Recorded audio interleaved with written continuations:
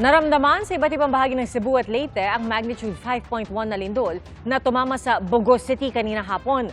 At ayon sa PHIVOX, aftershock pa rin ito ng magnitude 6.9 na lindol na yumanig sa Bogos City noong nakaraang taon.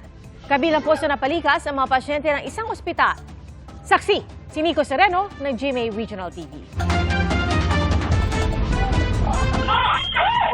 Sa gitna ng malakas na pagyanig, nagsitakbuhan ang mga tao palabas ng isang convenience store sa Bogos City, Cebu.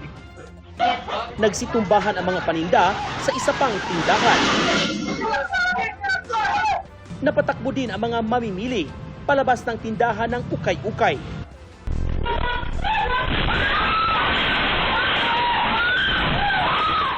Nabalot ng takot ang mga empleyado sa tindahang ito.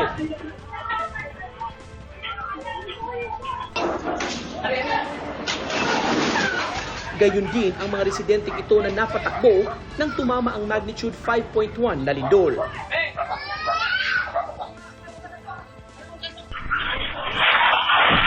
Nayugyog ang mga sasakyan. Gawas bay! Ang mga estudyante ng isang kolehiyo nagsilikas at napatakbo patungo sa open area. Gawas choy! Pinalabas din ang mga pasyente sa ospital na ito. Ang iba, nasa mga hospital bed pa at nakaswero. Rumarampa naman ang kandidatang ito sa Miss Bogo 2026 nang tumama ang lindol. Ibinibida niya noon ang katatagan ng mga taga-Bogo sa mga naranasang kalamidad. To rise, rebuild, and shine after it passes. This is the spirit of Serbisyo sa Bogo, a community that serves.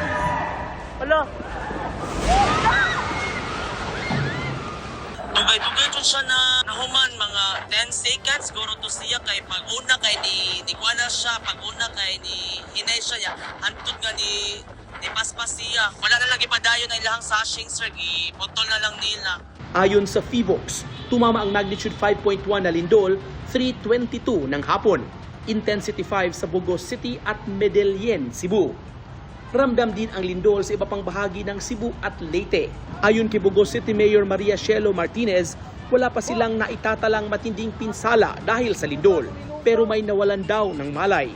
Patuloy rin ang pagkalap nila ng impormasyon. Ayon naman kay Cebu City Mayor Nestor Archival, wala rin silang naitalang major damage sa kanilang lugar dahil sa lindol.